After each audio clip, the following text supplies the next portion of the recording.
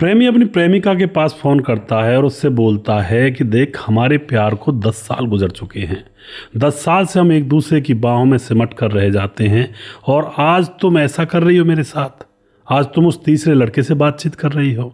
उधर से जो प्रेमिका होती है वह फ़ोन पर कहती है कि क्यों ना करूं, तुझसे ज़्यादा तो वही मुझे अच्छा लगता है और तेरे अंदर अब कुछ नहीं है। अब क्या करूं, मेरे पास कोई ऑप्शन भी तो नहीं है। तुझसे ज़्यादा वह आनंद देता है और तुझसे ज़्यादा उसके साथ मुझे मौज मस्ती आती है और तुझसे ज़्यादा उसके साथ रहने में बड़ा ही एक सुकून मिलता है। अब तेरे साथ क्या करूं, तू तो पुराना हो चुका, फटीचर हो चुका। दोस्तों, यह बात सुनने के बाद उस प्रेमी की आंखों से आंसू छलकने लगते हैं कि 10 साल बाद आज तुझे मैं फटीचर लग रहा हूं और 10 साल पहले जब तू मेरे पास आई थी उस टाइम तुम्हें मैं सबसे सुंदर लगा करता था। लेकिन दोस्तों, यहाँ पर उसके बाद इन दोनों के बीच में जो होता है बड़ा ही रोचक है और बड़ा ही एक सीख देने वाला है कि वक्त के हिसाब से लोग कैसे बदल जाते हैं। इसके बारे में आज इस कहानी के अंदर आपको पता चलेगा, तो पूरी घटना की वीडियो जरूर देखिएगा जिससे कि कुछ नॉलेज हो। नमस्कार, मैं हूं सुदेश कुमार। इस घटना के अंदर कातिल की गिरफ्तारी तो पहले होती है और कत्ल का खुलासा बाद में होता है। होटल में गोली चली और फिर दोस्तों एक कत्ल हुआ और किसी को कुछ भी पता नहीं चला। और फिर जब कातिल 150 किलोमीटर दूर उस होटल से वहाँ पर उसको जब पकड़ा गया तो कातिल ने यहाँ पर सारा राज खोला। और फिर जो राज यहाँ पर पता लगता है पुलिस को, दोस्तों पुलिस भी सुन करके दंग रह जाती है कि एक लड़की की हत्या इतने गुप्त तरीके से कैसे हो सकती है। पूरी कहानी यहाँ पर जब वह कातिल बताता है। दरअसल दोस्तों, पुणे के पिंपरी चिंचवड़ के एक हिजवड़ी इलाके में ओयो होटल है और 2024 की यह घटना है। 25 जनवरी 2024 को 306 नंबर रूम को एक ऋषभ नाम का लड़का बुक करता है। ऋषभ निगम उसका नाम होता है। उसने इस कमरे को बुक कर लिया और इसमें जाकर ठहरता है। और उसके बाद दूसरे दिन 26 जनवरी को एक वंदना त्रिवेदी नाम की लड़की उससे मिलने के लिए आती है। पुणे के अंदर जो ओयो होटल है उसी के अंदर अब वह मिलने के लिए आई, उससे मिलती है। फिर दिन हुआ, दिन में घूमने के लिए जाते हैं बाहर। और फिर आती है 27 जनवरी और 27 जनवरी को फिर से वह वंदना नाम की लड़की उससे मिलने के लिए आती है। दिन में कहीं ड्यूटी वगैरह पर चली जाती है और शाम को इस प्रेमी के पास मिलने के लिए उस ओयो होटल के रूम में आ जाया करती है। अब जब 27 जनवरी 2024 को वह वंदना नाम की लड़की इससे मिलने के लिए आती है तो इसके रूम में चली जाती है और वहाँ जाने के बाद काफ़ी देर तक ये मौज मस्ती करते हैं। और फिर रात को 9 बजे वंदना को 2 गोलियां मार दी जाती हैं और उसकी हत्या कर दी जाती है और जो कातिल होता है वह वहाँ से फरार हो जाता है।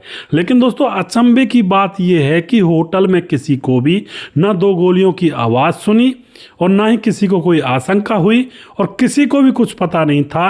लाश कमरे के अंदर पड़ी हुई थी महिला की और कातिल वहाँ से फरार हो चुका था। अब यह इसका कत्ल करने के बाद भाग जाता है। अब जो ये ऋषभ होता है उसका प्रेमी मुंबई जा रहा था और मुंबई जाते वक्त रास्ते में पुलिस चेकिंग पोस्ट आती है और पुलिस चेक करती है तो अब इसके पास एक गन मिलती है और गन मिलती है तो इससे पूछताछ की जाती है। यह हड़बड़ाया हुआ सा इसके चेहरे पर 12 बजे हुए थे और पुलिस तो इतने ही क्लू से पहचान लेती है इंसान को कि आखिर यह कौन सी गली से गुजर कर आया है। और जैसे इसके पास गन पुलिस को मिलती है तो यह घबरा जाता है और फिर पुलिस इससे पूछताछ करने लगती है। पुलिस को इसके ऊपर अंदेशा होता है कि यह कोई ना कोई कांड करके ही आया है। अब जब पुलिस इससे पूछताछ करती है तो यह बताता है कि इसने अपनी प्रेमिका की हत्या की है। अब यह सुनते ही पुलिस के कान खड़े हो जाते हैं और फिर पुलिस पूछती है कि कहाँ पर की है, कहाँ है वो होटल। लेकिन दोस्तों, यह इतना टेंशन में था, हड़बड़ा रहा था, यह होटल का नाम ही भूल जाता है जिस होटल के अंदर यह रुका हुआ था प्रेमिका के साथ। अब उसके बाद जो पुलिस होती है इसको तस्वीरें दिखाती है ओयो होटल्स की। जितने भी पुणे के अंदर ओयो होटल्स हैं तो तस्वीरें जैसे इसको दिखाई जाती हैं तो एक होटल को ये पहचान लेता है और उसके बाद कहता है कि साहब यही होटल है। और फिर पुलिस इसको लेकर के उस होटल में पहुंचती है। होटल के जो कारीगर थे, कर्मचारी थे, वो कहते हैं पुलिस क्यों आई यहाँ पर। उनको अभी भी पता नहीं है कि उनके होटल में एक लाश पड़ी हुई है कमरे के अंदर, कत्ल हो चुका है। वहाँ जाने के बाद पुलिस उस रूम नंबर को खुलवाती है होटल वालों से और जब वह होटल वाले उस रूम को खोलते हैं तो उसके अंदर खून से लहूलुहान इसकी प्रेमिका वहाँ पर पड़ी हुई थी, वंदना त्रिवेदी। उसके ऊपर गोलियों से फायर किया गया था, मृत पड़ी हुई थी। होटल वाले भी चौंक जाते हैं कि बताओ यार, हमें पता भी नहीं चला और इसकी हत्या कैसे हो गई। अब उसकी लाश को उठाया जाता है और उसको पोस्टमार्टम के लिए भेजा जाता है। और फिर यहाँ पर सीसीटीवी कैमरे जब खंगाले जाते हैं तो सच में ही रात को 10 बजे यहाँ से यह ऋषभ गुजरा था। इसके हाथ में सफ़ेद कपड़ा था, उस कपड़े के अंदर बंदूक इसने छुपाई हुई थी। अब यहाँ पर ऋषभ से और पूछताछ की जाती है कि भाई मामला तो बता दे, ये तो तूने बता दिया कि कत्ल किया है अपनी प्रेमिका का, लेकिन क्यों किया है, क्या कारण था, क्या हुआ था, पूरी जानकारी हमें दे। तो अब यहाँ पर जो ऋषभ होता है वह पूरी कहानी डिटेल में पुलिस वालों को बताता है। ऋषभ बताता है कि वह और उसकी प्रेमिका जिसका नाम है वंदना, इन दोनों के बीच में 10 साल पहले से प्रेम प्रसंग चला हुआ है। दोनों ही एक दूसरे से मिला करते हैं, एक दूसरे की दिल की तमन्ना पूरी किया करते हैं और 10 साल इनके प्यार को गुजर चुके हैं। और जो ये ऋषभ है यह ब्रोकरी का काम किया करता है रियल एस्टेट के अंदर, और ये दोनों ही लखनऊ के रहने वाले हैं, उत्तर प्रदेश के लखनऊ के, और एक ही मोहल्ले और एक ही पड़ोस के रहने वाले हैं। अब ये बताता है ऋषभ कि इसका ब्रोकरी का काम चल रहा था रियल एस्टेट में, और इसकी जो प्रेमिका है वंदना त्रिवेदी वो पुणे में IT इंजीनियर जाकर लग जाती है इन्फोसिस कंपनी के अंदर। अब तो प्रेमिका इससे दूर हो जाती है। 10 साल से हम दोनों एक साथ मिलजुल कर रहा करते थे, कोई परेशानी नहीं थी। और अब इसकी प्रेमिका वंदना त्रिवेदी जो कि IT इंजीनियर बन चुकी है इन्फोसिस के अंदर। अब जो ऋषभ होता है वह रियल एस्टेट के कारोबार में दबदबा बनाना चाहता था, तो अपने एक दोस्त से उसने 2015 में पिस्तौल ली थी जिससे कि दबदबा सा लगे और थोड़ा सा धांसू दिखे। दोस्तों, घरों के अंदर जब हथियार आ जाते हैं ना तो कहीं ना कहीं वे चल ही जाया करते हैं, इसलिए हथियारों को घर से दूर रखें तो ही बेहतर है। हथियार ना ही रखें तो बहुत अच्छा होता है। अब इसने हथियार रख लिया अपने पास। अब यहाँ पर क्या होता है दोस्तों, 10 साल से यह दोनों प्यार करते थे और लखनऊ में एक साथ रहा करते थे, लेकिन अब जो इसकी प्रेमिका है वंदना त्रिवेदी वह फिलहाल पुणे में IT इंजीनियर बन चुकी है जाकर के, तो इससे अलग हो गई है। अब अलग अलग इनके काम हो जाते हैं, यह तो लखनऊ में रह जाता है और जो वंदना है वह जो कि पुणे में पहुंच जाती है, तो इनकी दूरियां बढ़ती हैं और दोनों को एक दूसरे से मिलने का टाइम भी नहीं मिलता है। महीने में 1-2 बार या मौका लगता है और वो भी किसी ओयो होटल वगैरह में। अब यहाँ पर ऋषभ जैसे फ़ोन किया करता वंदना के पास, तो ऋषभ को लगता है वंदना कुछ अलग तरीके से बात करने लगती है, नज़रअंदाज करने लगती है इस ऋषभ को, और किसी किसी बात का जवाब भी नहीं देती और इतना खुल करके हंसकर बात नहीं करती है। अब इस बात को देख करके जो ऋषभ होता है उसको अंदाज़ा लग जाता है कि वंदना का कोई वहाँ पर प्रेमी बन चुका है, और अब इस बात को लेकर के वह वंदना से लड़ झगड़ जाया करता कि तुम्हारी जॉब के कारण हम अलग हो गए हैं और तुम्हारा वहाँ पर कोई ना कोई प्रेमी बन चुका है।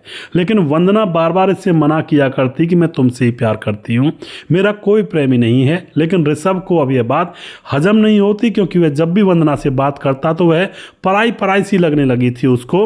वो अपनापन न जाने कहाँ खो गया था जो 10 साल पहले से उसके साथ वह रहती आ रही थी। इस बात को लेकर बार बार झगड़े होते, मनमुटाव होता और उस तीसरे आदमी को लेकर के बीच में। अब क्या होता है दोस्तों, अब यह जो ऋषभ होता है वंदना से कहता है कि मुझे तुमसे मिलना है और मैं आ रहा हूँ पुणे और मुझे तुमसे बात करनी है, और ओयो रूम बुक कर दिया जाता है ओयो होटल के अंदर। और ऋषभ वंदना को मिलने के लिए उसी ओयो होटल में बुलाता है 26 जनवरी 2024 को, और 25 जनवरी को वह वहाँ पर जाकर उसने रूम बुक किया था। अब 26 जनवरी को उसकी प्रेमिका वहाँ पर आती है ओयो होटल के अंदर, और वहाँ पर दोनों एक साथ रहते हैं, पूरी रात गुजारते हैं। सुबह होती है तो वह अपनी ड्यूटी पर चली जाती है और ऋषभ अपने किसी काम में लग जाता है। अब 27 जनवरी आती है तो 27 जनवरी को फिर से जो वंदना होती है उससे मिलने के लिए आती है। मज़े ले रहे थे दोनों सोए होटल में, और फिर ये दोनों मिलने के लिए इकट्ठे होते हैं। तो रात को 9 बजे अब ऋषभ और वंदना की आपस में तू मैं हो जाती है उस तीसरे आदमी को लेकर के कि तुम मौज मस्ती कर रही हो और तुम मुझे धोखा दे रही हो। वंदना कहती है नहीं, मैं तुम्हें धोखा नहीं दे रही और मैं तुमसे ही प्यार करती हूँ। लेकिन ऋषभ कहता है कि तुम मुझसे पहले जैसे बात क्यों नहीं कर पाती हो। वंदना कहती है कि देखो मैं यहाँ पर दूर आकर रह रही हूँ, थोड़ा बहुत चेंजिंग हो जाती है स्वभाव के अंदर भी, बोली चाली में भी। इसी बात को लेकर के अब ऋषभ कहता है मैं पक्का कह सकता हूँ तुम्हारा किसी से अफेयर चला हुआ है। तो अब इस बात को लेकर दोनों के बीच में बहुत झगड़ा होता है और फिर 9 बजे जो ऋषभ होता है अपनी पिस्तौल निकालता है जिसको अपने साथ रखा करता था दबदबा बनाने के लिए, और उस पिस्तौल से अपनी प्रेमिका को छलनी छलनी कर देता है ओयो होटल के कमरे में ही। अब यहाँ पर दोस्तों उसको मारने के बाद वह वहाँ से फरार हो जाता है। लेकिन अभी एक सवाल ये उठता है कि जब गोलियाँ चलाई गई थी तो क्या किसी को भी सुनाई नहीं दिया कि गोलियाँ चली हैं कहीं पर? इसका मेन कारण ये था कि महाराष्ट्र के अंदर एक आंदोलन चल रहा था किसी बात को लेकर के, और फिलहाल वह उस रात आंदोलन ख़त्म हुआ था, उन लोगों की मांगें मान ली गई थी। तो इस खुशी में वो लोग पटाखे और आतिशबाजी चला रहे थे वहीं पर होटल के आसपास। तो उसी दौरान इसने अपनी प्रेमिका को गोलियों से भूना था। तो लोगों ने ये ध्यान नहीं दिया होगा भाई आतिशबाजी चल रही है, और उस बंदूक की गोली की आवाज़ को भी आतिशबाजी समझा होगा होटल वालों ने, और इसी का फ़ायदा उठा करके ऋषभ वहाँ से चुपचाप निकल लेता है। लेकिन उसके हाथ पांव कांप रहे थे, दिमाग में एक बोझ सा था कि मैंने क्या कर दिया, क्या सही किया या गलत किया। बचपन के प्यार को इस तरह से मिट्टी में मिला दिया। और गाड़ी में बैठ करके वह जैसे ही जा रहा था मुंबई, तो रास्ते में चेकिंग होती है, और चेकिंग होने के दौरान पुलिस वाले उसके चेहरे को देख कर ही भांप जाते हैं कि मामला कुछ ना कुछ गड़बड़ है, और उसके बाद उसको पकड़कर उससे पूछताछ की जाती है और होटल तक पुलिस वापस आती है। तो इस तरह से दोस्तों कभी कभी जो पुराने प्यार होते हैं वो भी दुखदाई बन जाया करते हैं, जिंदगियां तबाह हो जाया करती हैं। शादी से पहले प्यार करना ही क्यों? सबसे पहला सवाल तो ये है। अगर नहीं रुका जा रहा है तो किसी अच्छी सी लड़की से शादी कर ली जाए और उसके साथ घर बसाया जाए। उससे कितना भी प्यार करो आप, कोई मना थोड़ी करता है, और पत्नी अपने पति से कितना भी प्यार करे कोई मना नहीं करता है। लेकिन आज के दौर में जो ये भ्रष्टता चल रही है, अवैध रिश्ते, अवैध नाते, वासना को पूरा करने का खेल, ये बड़ा ही दुखदाई और इसका अंजाम बहुत ही भयावह होता है। ज़्यादातर कहानियों में वासना के खेल का अंजाम भयावह ही होता है दोस्तों। इसलिए इन चीज़ों से दूर रहें, अपने आप को संभाल कर रखें। ज़िंदगी बहुत छोटी है, ऐसी चीज़ों में अगर ज़िंदगी को फंसा दिया जाए तो जीवन जीने का फ़ायदा ही क्या, ज़िंदगी को एंजॉय करने का मौका ही कहाँ मिलेगा। तो सावधान रहें, सतर्क रहें, एक साइड रहें हट करके इन चीज़ों से, और शादी करके अपने गृहस्थ जीवन में खूब अपने पति पत्नी को आपस में प्यार करें, अच्छे से घर बसाएं। अगला वीडियो बहुत जल्दी फिर से लेकर आऊँगा, तब तक आप खुश रहें, सावधान रहें, और कमेंट बॉक्स में अपना नाम लिख कर ज़रूर जाएँ, क्योंकि अगले वीडियो में आपका नाम ज़रूर लिया जाएगा। नमस्कार, जय हिंद, जय भारत।